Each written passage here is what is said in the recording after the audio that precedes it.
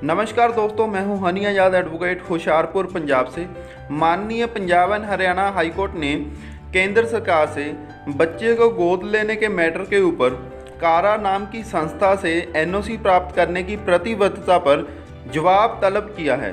कारा का मीनिंग है सेंट्रल अडॉप्शन रिसोर्स अथॉरिटी, जो इंटर कंट्री अडॉप्शन या इन कंट्री अडॉप्शन को मॉनिटर करती है या फिर हम कहें कि रेगुलेट करती है। इन कंट्री अडॉप्शन का मतलब दोनों तरफ के माँ बाप, यानी बच्चा गोद देने वाले माँ बाप और गोद लेने वाले माँ बाप दोनों इंडियन हैं, इंडिया में रिजाइड करते हैं और इंडियन सिटीजन हैं।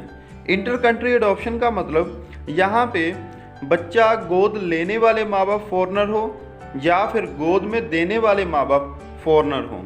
इन कंट्री अडॉप्शन में अगर दोनों साइड के माँ बाप हिंदू हों तो उनकी मर्जी है कि वो बच्चे की adoption Hindu adoption and maintenance act 1956 के तहत करना चाहते हैं या फिर जुवेनाइल जस्टिस एक्ट 2015 के अधीन।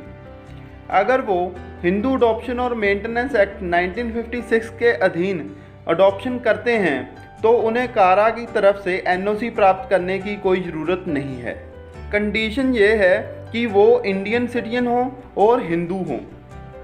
उनके पास एक दूसरी ऑप्शन है कि वो अडॉप्शन जुवेनाइल जस्टिस एक्ट 2015 के तहत भी कर सकते हैं।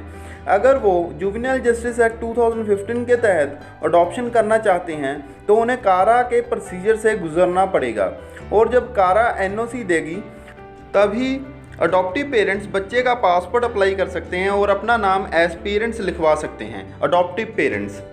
लेकिन अगर दोनों पार्टीज़ हिंदू नहीं हैं तो भी जुवेनाइल जस्टिस एक्ट 2015 के तहत ही अडॉप्शन करनी होगी, जो कि कारा के थ्रू होगी।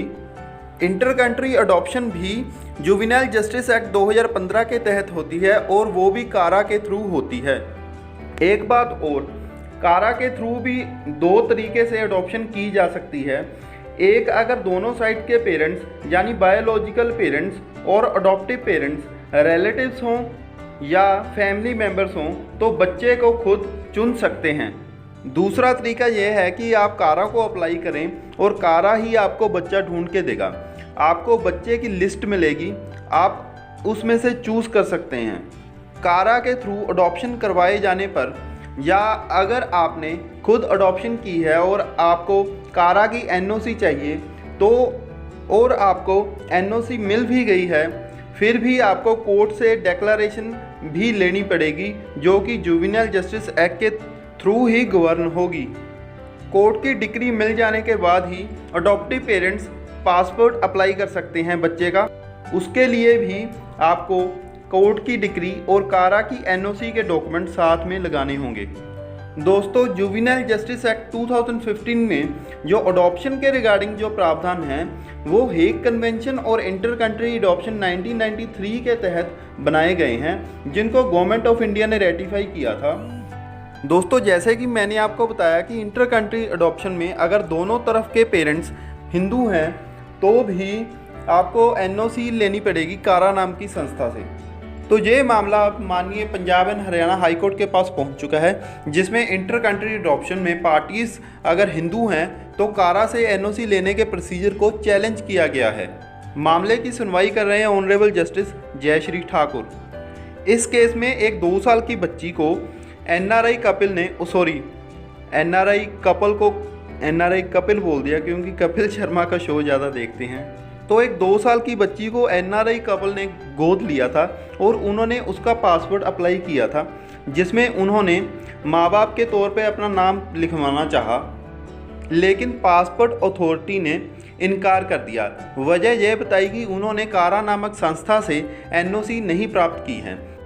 याचिकाकर्ता के वकील ने अदालत के सामने कहा है कि section 56 subsection 3 of juvenile justice act 2015 के प्रावधान उन अडॉप्शन केसेस पे लागू नहीं होते जो Hindu adoption and maintenance act 1956 के अधीन या मुताबिक हुए हों, क्योंकि Hindu adoption and maintenance act एक स्पेशल एक्ट है जो हिंदू समाज में होने वाली अडॉप्शन पे लागू होता है और जुवेनाइल जस्टिस एक्ट की provisions Hindu adoption and maintenance act के ऊपर ओवरराइडिंग इफेक्ट नहीं रखती। तो ऐसे में पासपोर्ट इशू करने से इनकार नहीं किया जा सकता। क्योंकि रिट पिटीशन केंद्र सरकार के खिलाफ दायर की गई है, तो मिनिस्ट्री ऑफ एक्सटर्नल अफेयर और केंद्र सरकार के वकील ने क्या कहा, उन्होंने कहा कि कोई भी इंटर कंट्री अडॉप्शन यानी यहाँ पे एक तरफ के माँ बाप विदेशी हों तो ऐसी इंटर कंट्री अडॉप्शन में कारा की अनुमति अनिवार्य है, चाहे juvenile justice act 2015, Hindu adoption and maintenance act 1956 के अधीन हुई अडॉप्शंस पर लागू नहीं होता। उन्होंने आगे कहा कि हेग कन्वेंशन के मुताबिक भी इंटर कंट्री अडॉप्शन कारा की निगरानी में होनी अनिवार्य है। माननीय पंजाब एंड हरियाणा हाईकोर्ट ने केंद्र से डिटेल में जवाब तलब किया है और जून 10 तक सुनवाई को मुलतवी कर दिया गया है। इस मामले से जुड़ी और जानकारी प्राप्त करने के लिए आप मेरे से जुड़े रहें। मेरे चैनल को सब्सक्राइब करें और बेल आइकन को भी दबाएं।